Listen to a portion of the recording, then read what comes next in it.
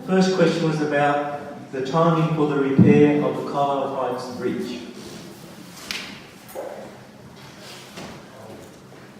Technically called the lower level bridge, but we know which bridge we're talking about. So there's been a deterioration on that we encountered during a routine bridge inspection. There's 5 tonne closed at the moment. We're looking at how we're going to do the design for the repair of that in timber. Likely it's around about $200,000, and we'll be getting that work started within the next few months. So we'll sort of get away on that. So no other background to it. I might stay because I think I've got another question. So the next question is just the sealing of Packer Road and Roberts Creek Road, and perhaps you could throw in information about Upper Colo Road as well. So, as I've indicated in the discussion, we've allocated funding within the 10-year plan for various works. So, Packer Road is in 2020-21, I guess, and we've allocated $2.3 million towards that. The other question was on sealing of Roberts Creek Road. 2022-23, we've allocated $182,000 for that. And Upper Colo Road, sealing the gravel road, $2.07 million. And Wheelbarrow Ridge, $500,000. Again, that's in 2022-23 financial year. Excuse me, was that completely sealed Packer Road? Yes. So, What will you whinge about then?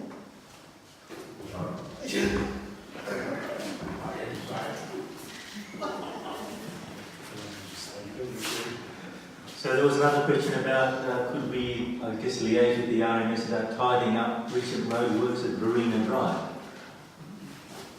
yes. Yeah, we'll take it up with RMS, and that goes in relation to this gravel after a resettling in that area. So we'll certainly take it up with RMS.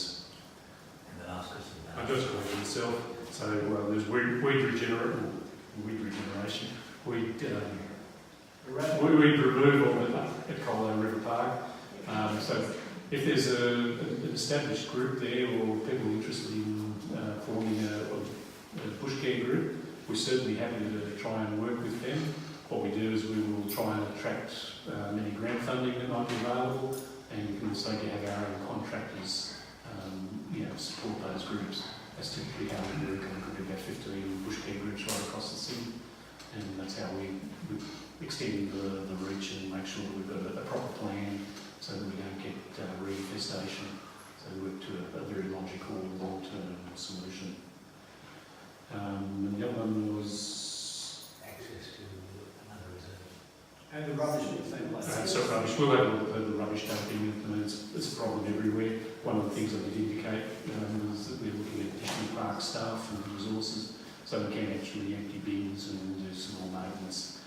One of the big issues in some of the remote areas is getting staff there. It's incredibly expensive when you send a crew out to go and pick up rubbish, and it's 45-minute drive out to here.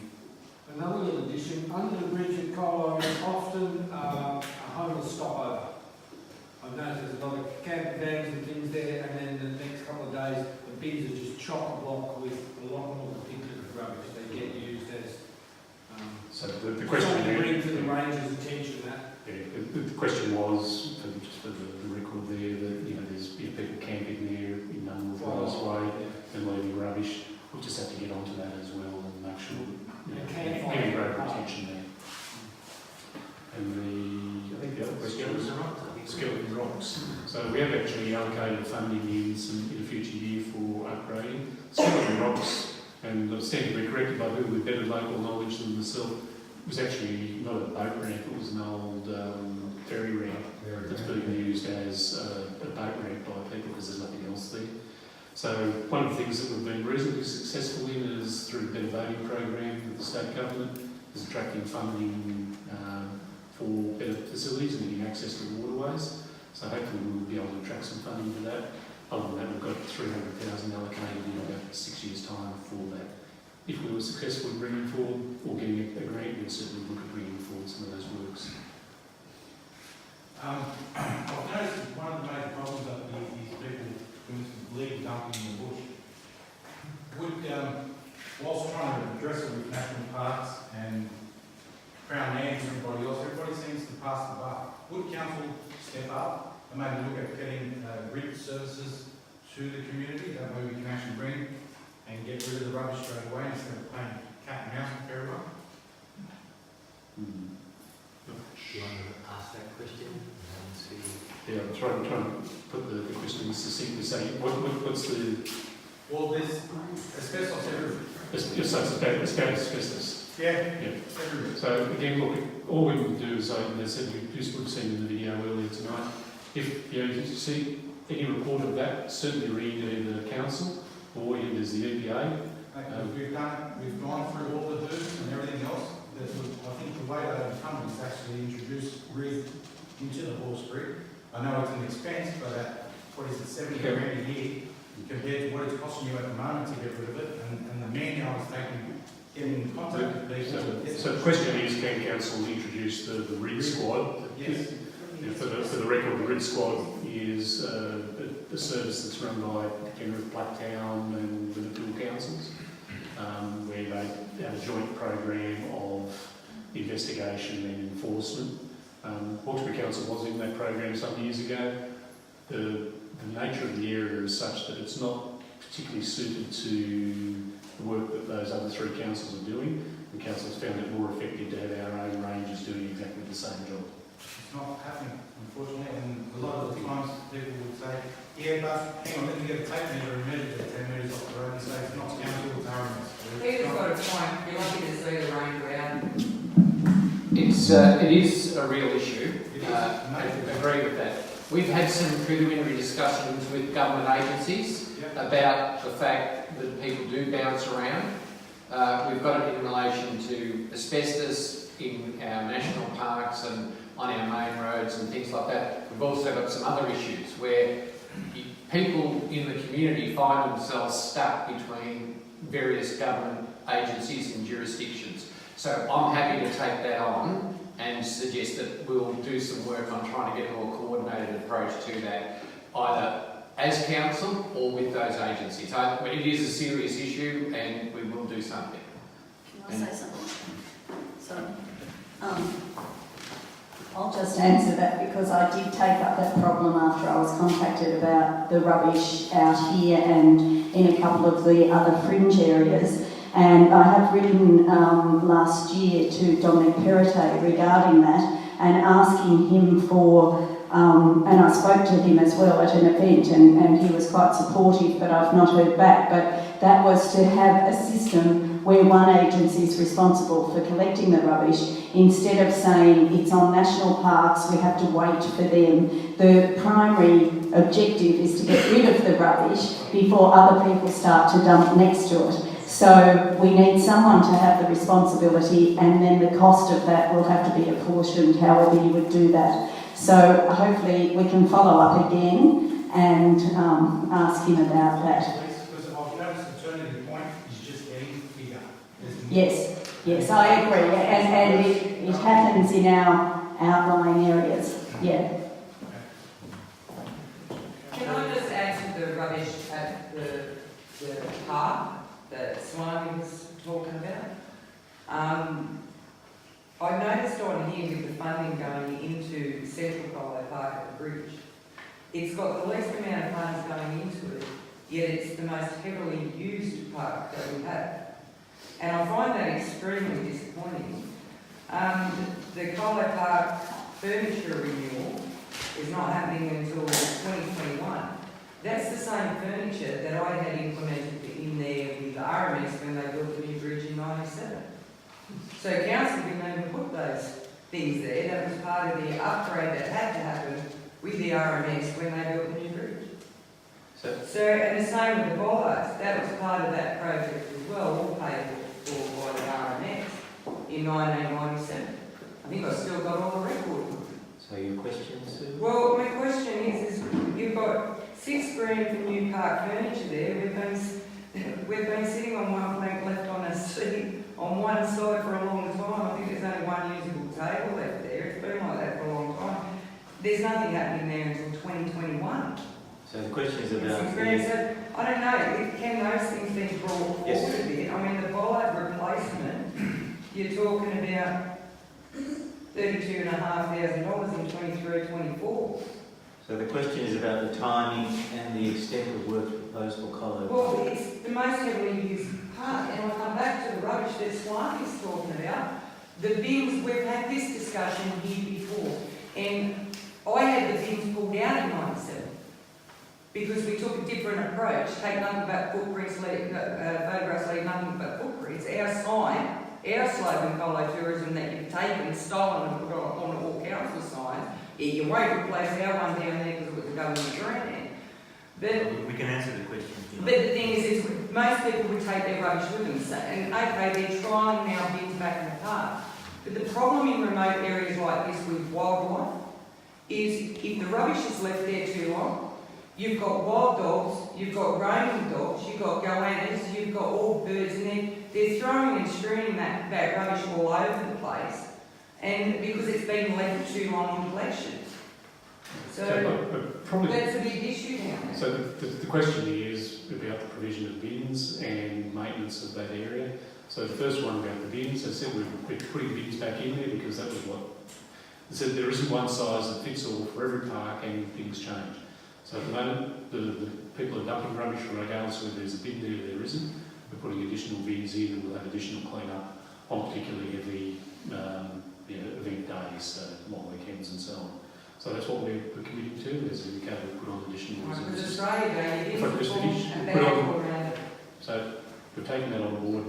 We'll make sure that there's additional bins on those large event days, and we'll put additional resources in to make sure that area is cleaned up.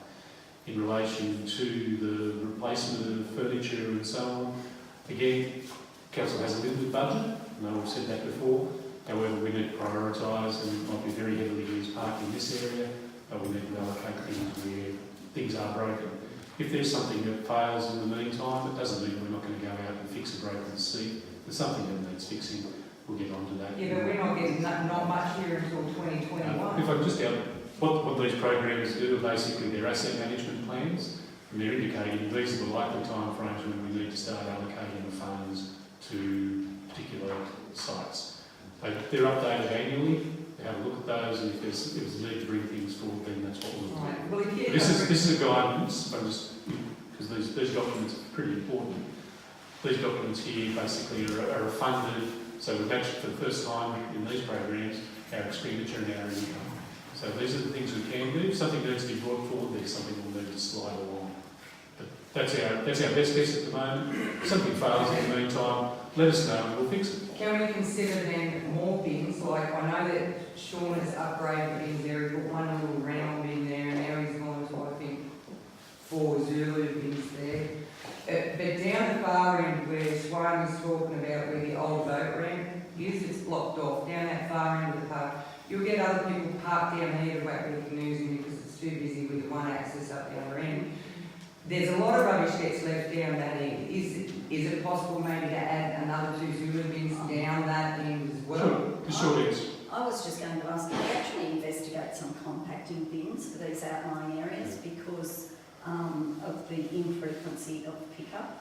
Yeah, I think there's actually a report to come back to council, I think, Yeah, I thought I on asked. big belly Yeah. bins. It's They're quite expensive. It ends up Yeah. in the river. But again, once we've got staff coming out here, Yeah, it that's doesn't the cost best much more to pick up an additional couple of bins, but it's the frequency that's been the issue. But happy to look at it and take that on board. Yeah, because that's a valid point. Also, a lot of the money is going into Up Colo Reserve Park, but a lot of us locals, we don't use that. Our rates are going into something we don't really utilise. It's being spent on the tourists. And tourists in this area really aren't utilising our businesses unless they're staying in the business, but most people go into a reserve, a camp, and they're paying to do so. That money's going to council, it's council reserve. They're bringing their resources with them, their food, their shopping, their booze and whatever. So we're putting a lot of our rates into something that we don't even use. And I guess that's the unless you want to say something clear. And we collect rates from all over the Hawkesbury, and that's used to fund, as we've outlined, the works program. And the But this going to have to justify to me why I'm paying that. And the amount of rates we probably collect from an area like Colo Heights is probably less than Well, I'm not going or Colo is less than what we actually expend in this area because of its smaller population base. Okay, can I go back to then, the information I requested from the meeting? I requested at the meeting the 15th of February 2017. I believe I requested some information. I'd done it in writing before the meeting. I knew that you guys would take a while. I believe you gave me some maps. Was it you? Gave me maps? And you just rushed and got them together, and they were sort of rough maps. And what I had actually asked was I wanted to know the rate revenue to what we consider the Colo region. So the maps you gave me sort of went outside of what we consider Colo region. So I've downloaded a copy of what 6 maps, government mapping, considers to be our suburbs here. So they're all there, they're the regions. If we could end up with answering the questions, because I've never had a reply. I thought I did answer the question, but we can take it. If you download the suburb maps, they'll be the same maps that I... Exactly, but there I've listed the areas and what I'm talking about. And I believe I asked rate of revenue for 2015-16, 16-17, but in light now that that never happened, can we also now add 17, 18 and 18, 19 to it, excluding state and federal financial inputs?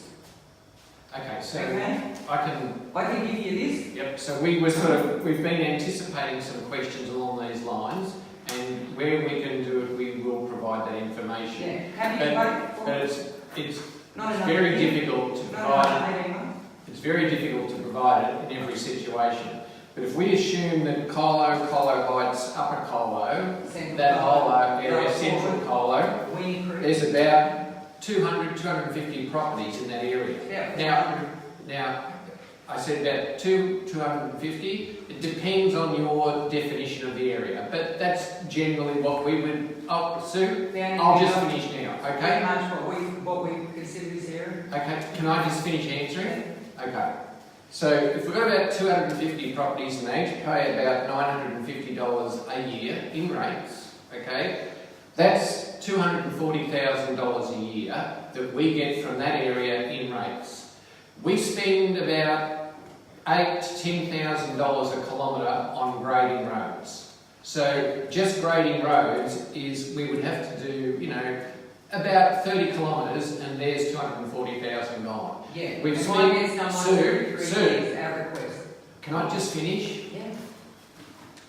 We've also then, in the last few years, replaced a number of bridges. We've spent about another $1.3 million on bridges. So just in the last 3 or 4 years, the sum of money coming in versus the sum of money going out, it is a pretty reasonable outcome for that area. Yeah, I'm not So- going to go. I just wanted to get this information for my own Okay, so personal assessment. I wanted to know what are you getting from this region and what are you putting back into this region in those financial years. I mean, quite happily, we all understand that it might be only 10% of our rates you're putting back in this region and 90% is going into the other areas like the library and others. We get but that. did you hear what I just said? Yeah. More than 100% Yeah, of your but I'm rates. very familiar with your Seven Bridges project, and More than that was a state government loan that you're paying back over a set amount of years. Different to that. Seven Bridge project, That's not what we're talking about here. but you Okay? brought up the bridges that Yeah, you all different. replaced with state government money alone. No, that's not the way it works. Anyhow, we'll take your information, we'll give you a written response, Thank you. but what I'm telling you is, based on that information, the amount of money coming out is not as much as the amount of money going in, regardless of all the other things like libraries and other Yeah, services. that's why I asked this at the time when we were assessing SRVs. Yeah, That's why I wanted this information 18 months ago. I think that's why Joseph provided some information to you. Well, you gave no quickly. We can follow up. With- There was another with question that was stuff. asked around before and after school care, so I'll just answer that question. It was about whether council could assist in establishing the service. The answer I gave was that there are procedures that the Department of Education has for principals to investigate establishing before and after school care service, If that's not feasible or viable, then council can look at the feasibility of running something from a hall, depending on us providing a provider and using this as a venue. We'd have to meet certain requirements, so there's a bit of investigation to be done there. So are there any other questions? Do you mind? Just in terms of, we're building a house up here at the moment, and in our DA it states that we must decommission the shed that we're actually living in, quite a big decent shed.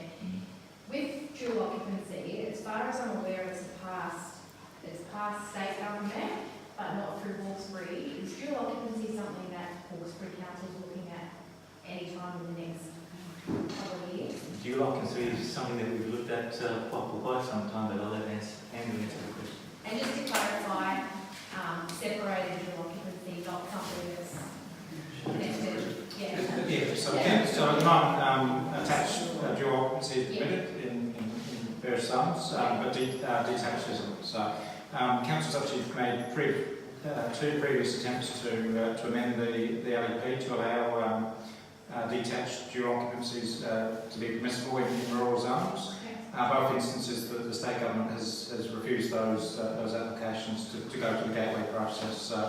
The state government is essentially doing a lot of work in terms of the Hawkesbury and Nepean Valley in terms of the flood risk. They have a lot of issues in terms of regional flood evacuation, and so their position at the moment is anything that increases residential development over and above existing zoning provisions, they're not allowing that at the present time.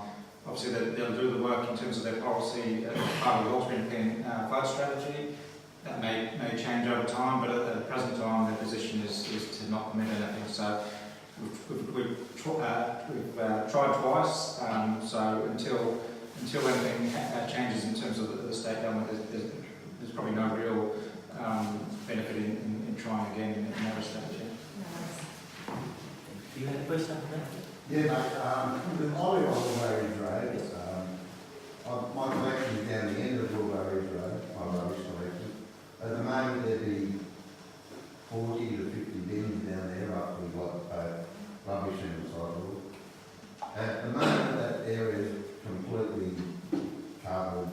It's getting narrow, and sometimes the bins are overfilled.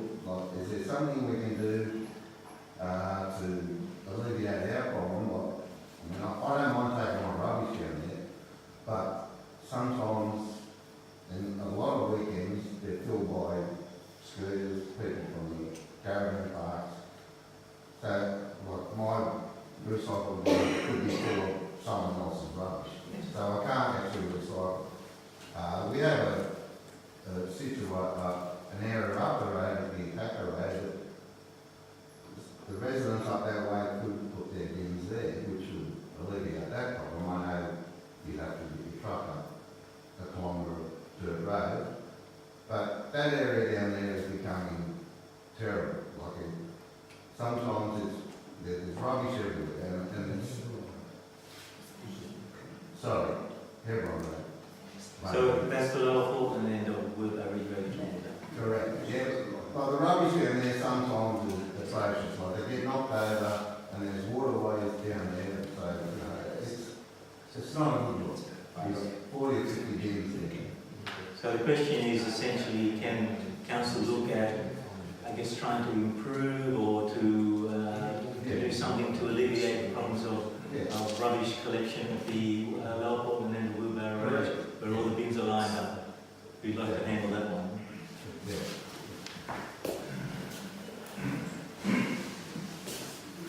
I am familiar with the issue. We've had some correspondence about that. And I spoke to Jeff about this. So the road, as we know, is very narrow and it's cut into the edge of rock faces.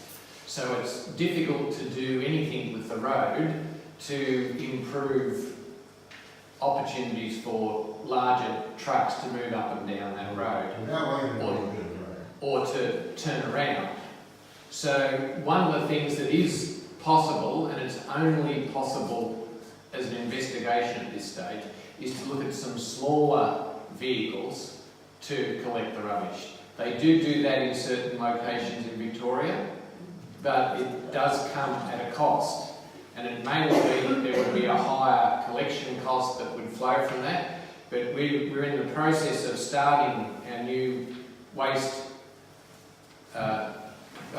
service report to scope out the next version of it. I'm happy to include something like that in that investigation. You would get a concrete, sorry. I'm a concreter, I have concrete trucks up there. And your rubbish collection trucks are no bigger than a concrete truck. They will get the packer everyone knows. So, as I said, yep, we're happy to see what we can accommodate in terms of the existing road and vehicles moving safely along that existing road and, you know, turning or getting out or whatever they need to do. Yep. So I can take that on board at the moment. Okay, thank you. Can I ask one more question on the road? Colo Heights Road. It's not listed on here, but it is a pretty significant road. Is it not on here because it's a national park or? So the question, From Upper Colo Bridge yes. going to Colo Heights, it's called Colo Heights Road. So the question But is, it's not listed are there any proposed works for Colo Heights Road? Yeah. Yes.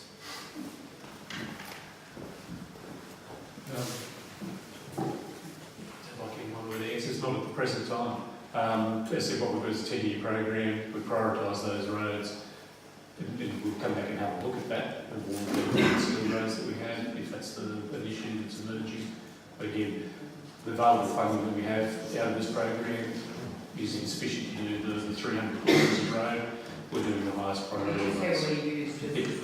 Yeah, everybody says those roads are heavily used. When you actually drill down and look at the numbers, they can be heavily used, but there's somewhere else that's more heavily used, and that's the priority. So again, we look at a whole series of factors, not just the heavy usage, it's issues such as safety, number of vehicles, number of properties. So I think I'll give the answer. I'm probably not going to get into a debate as to whether that road should be done or not. Yeah. That's something that will come back to council. Yeah, but on that same road, I want to ask about the safety because I know someone that lodged the DA to run 4 events a year, just wedding events, and their DA got knocked back.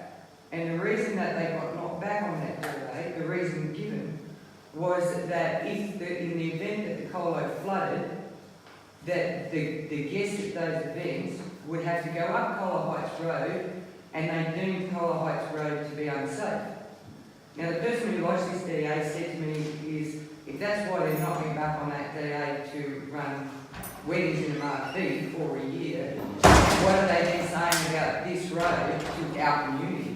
Is it unsafe then to our community? I won't be able to comment on the specifics of that DA, but they're two separate issues. Somebody's increasing the use. If there's an existing road that's in an existing condition, an existing risk factor, that's one thing. To increase that is another. So they're the things that will be taken into account into, and I'm talking generically about development application. You'd look at whether it is actually creating a greater hazard than what currently exists. And that's how developments are assessed. I think there was a question. Yeah, just for change of pace, it's also about rubbish.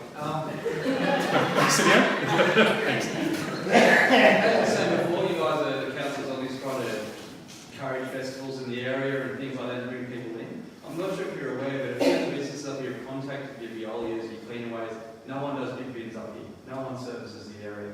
So would the council be willing to commit to say 2 to 3 bins at the service station, the Colo trees, as now affectionately known, and the cafe to be picked up every fortnight on the normal bin run? And just that's one thing. And secondly, any community event that we have up here, can we request 3 or 4 bins to be picked up the next day the trucks up here at the cost of the council to promote community events and keep the area clean with all the people coming through from Putty down?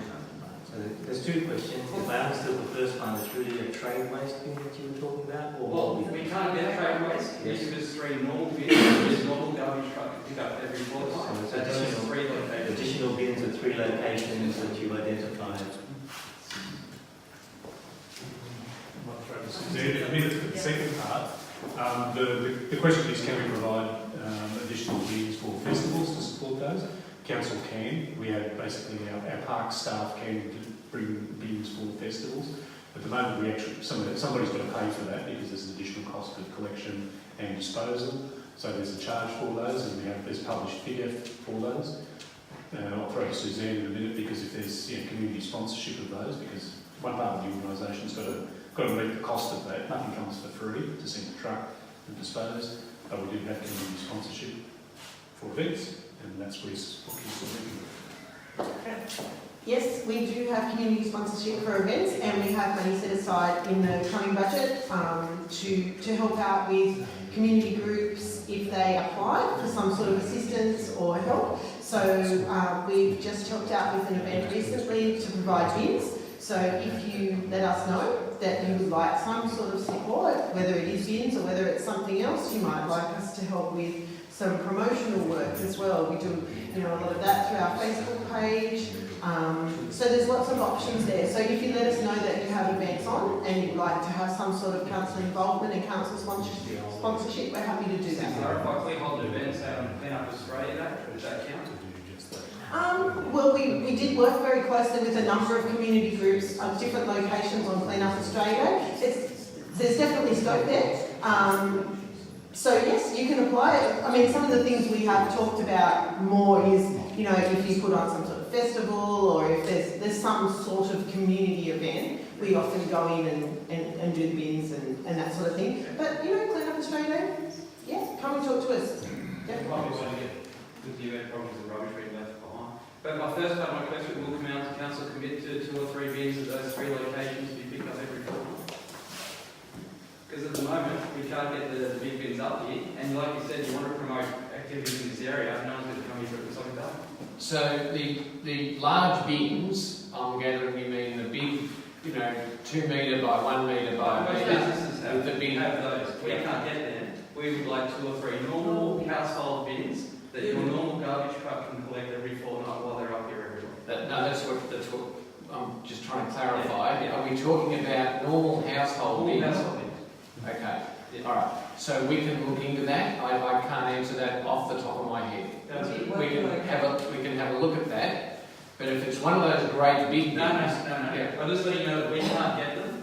Businesses were willing to pay for them and couldn't get them. They've all been denied, we're too far away. So if we can't fall back on our local council, we can get it. Anyway, do our work down the valley. Yeah, they won't come. Or when on body line, the phone on Colo Road. That's not surprising. They will do. Yeah. Sorry to interrupt, but No, you're right. yeah, we have anyway, really Somerset as well. We used to have bins like this down at Colo Heights. So you can see me afterwards, but we might also speak to this other gentleman because it sounds like he's got some information as well. Yeah. And we'll investigate that and we'll come back to you, okay? And we'll send an email with the proposed locations as well.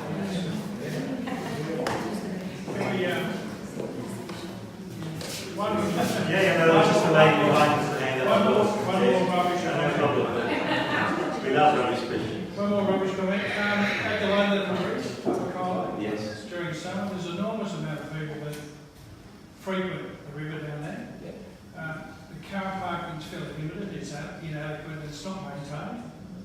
Nothing's done down there, but the worst part of it is the rubbish that's left behind. Yes. I don't know how you deal with it, do you have a strategy? Do we have a strategy for dealing with increased rubbish left behind by... And maybe some maintenance to car parking, extension of car parking. Maintenance and extension. On both sides of the river. Sorry? On both sides of the river. Like the Colo River Park? Up at Colo. Wooden bridge, Yeah. limited to 5 tonne. Yeah. Come on. One we come across. Look, I think that the questions are probably all pretty much the same. How are we going to, we've got increased population, we've got increased dumping, littering and the social behaviours, how do we manage that? What I indicated was we're putting in additional resources into our park staff. They can actually do some of those additional tasks and try and spread that. It's not a huge resource, we're looking at additional three-person crew. That's our response to try and get that done. If there's more maintenance required to the car park, we can certainly have a look at that as well. But again, Because I'm parking. There were some LPs at that location on one side of the river. The floods took them away. Never been seen again. What what was it? like to produce Send me the truck. There is a question. Mine was about the reverse vending machines. You put in a few requests to try So the question is about installing a reverse vending machine at Colo Heights. Yeah. Laura does The reverse vending machines is a state government initiative, and they've appointed a company called Toma to go ahead and choose locations. So it's up to them to actually approach council or someone else if they want it on their land. Council to date hasn't had any approach from that company about putting one at Colo Heights. They have approached us about having other locations in Windsor, and we did ask them about whether they would put one here at Colo Heights. And they indicated to us that that wasn't their focus. Colo Heights wasn't their focus at the moment. So there's no plans for them to locate one here anywhere in Colo Heights, never alone here on council land. Well, ours was just for more because obviously we're trying to decrease the rubbish dumping. We've got to go all the way to Grass Hill. There was that one bill was for about a week, which we disputed. But yeah, it'll help to decrease the rubbish dumping. They've got somewhere to actually recycle this locally. You've got people coming from Putty. I think council agrees that it would be good to have those sort of things, but it really is up to that company to choose those locations. And if it's on council land, council can facilitate that. But in this case, can't request where we've asked them, but their indication is that they're not looking at Colo Heights in the foreseeable future. So is that something that we can all jump on the bandwagon to them? And we have, and it's still not. No, there's no excuse for it, really. If the community's getting behind it and asking them to do it, we've actually forwarded notes across to council requesting the same thing. Green Council's forwarded that. Yeah, I don't understand why you guys can't jump up and down and say, no, this is where the council, we service the area, not you. We're requesting you put one here. We've asked them, and they're giving us their response. You raise your hand up? Yes, I thought, if I could ask Mr. Orton a question, please. Certainly. That was easy. Can we go to roads again, please?